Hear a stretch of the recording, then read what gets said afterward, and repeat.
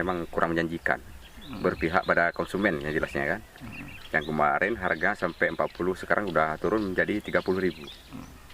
Itu harga diambil sama petani atau memang harga jual, Bang? Itu harga diambil sama petani. Kalau harga di pasaran gimana? Di pasaran sekitar 35, 36. Kalau sebelumnya berapa harganya?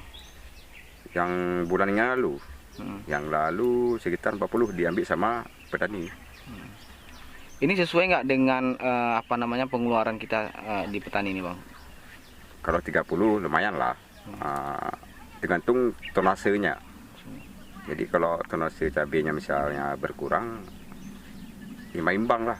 Kalau tonasenya cabai bagus, dapat untung sedikit. Ini untuk panen saat ini berapa banyak nih yang dihasilkan? Berapa? Ini yang panen sekarang, ini kalau panen semua maksudnya, ini sekitar 12 ton lah kita prediksikan.